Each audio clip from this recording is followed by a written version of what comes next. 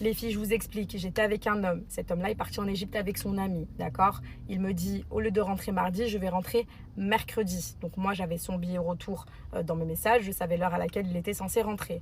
Je me dis, bizarre, j'ai l'impression qu'il va quand même rentrer ce mardi-là. Le mardi arrive en question, je suis au salon avec mes collaboratrices. Je leur dis, les filles, faites-moi belle. J'ai l'impression qu'il va quand même rentrer aujourd'hui, mais il ne veut pas me le dire en mode petite surprise. Parce qu'il avait l'habitude de me surprendre parfois sur certaines choses positives quand même. Alors, en l'occurrence, c'était une sacrée surprise, je vous raconte. Donc, à la suite de ça, j'ai l'idée et le réflexe de localiser ces AirPods à peu près vers l'heure où devait atterrir son vol. Comment j'ai eu ces AirPods dans mon téléphone?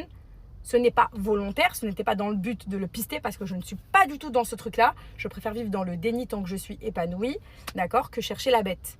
Mais entre guillemets, cette bête-là est venue à moi.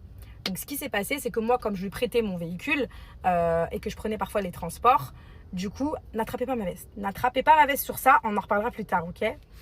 Du coup, j'avais forcément ces AirPods qui étaient insérés dans mon téléphone, du moins qui étaient enregistrés dans mon téléphone, et j'avais la localisation. Donc je me dis, je vais le localiser, je vais voir s'il est arrivé. Bingo, je trouve sa localisation à Charles de Gaulle. Je me dis, mon mari est de retour, donc ouais les filles, on continue. Faites-moi ma mise en beauté, il faut qu'il me voie comme ça. Je réserve un restaurant pour le soir, histoire de le retrouver. Je venais d'être maman d'un enfant, je venais de lui mettre au monde un enfant qui avait 5 mois à cette période-là. Et là, 2 heures après, je relocalise encore les AirPods. Je vois qu'ils sont à un point fixe vers Charles de Gaulle, mais dans un hôtel cette fois. Je me dis, oh, c'est chaud là, l'ambiance elle est un peu chaude. J'ai des amis qui me disent, est-ce que tu veux qu'on vienne avec toi? Je leur dis non, pas du tout. Achoura, psychote pas, peut-être qu'il est juste à côté, ça localise. Je fais non, les filles, il est là-bas, il est à l'hôtel, j'y vais. Je prends les transports, je récupère ma voiture à la gare à côté de chez moi, je bombarde à cet hôtel-là.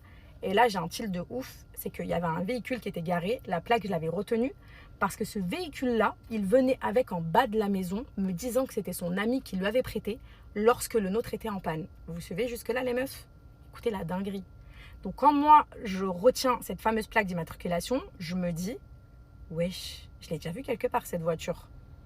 Donc, soit il est parti récupérer cette fameuse voiture de location, parce que j'étais encore conne, j'y croyais, soit c'est une meuf qui est venue le chercher. Je regarde à travers la vitre, je vois au niveau du levier de vitesse le badge avec le nom et le prénom d'une meuf. Donc ça, les filles, si c'est pas Dieu qui a envie de vous ouvrir les yeux, honnêtement, je peux pas le voir différemment. Donc je vais dans cet hôtel, j'indique à la réceptionniste la vérité, que je viens pour essayer de venir chercher mon mari parce que je suspecte ici en train de me tromper. Je lui donne le nom et le prénom de la fille. Je me dis, il est pas con, il va pas mettre son nom et son prénom à lui pour la réservation.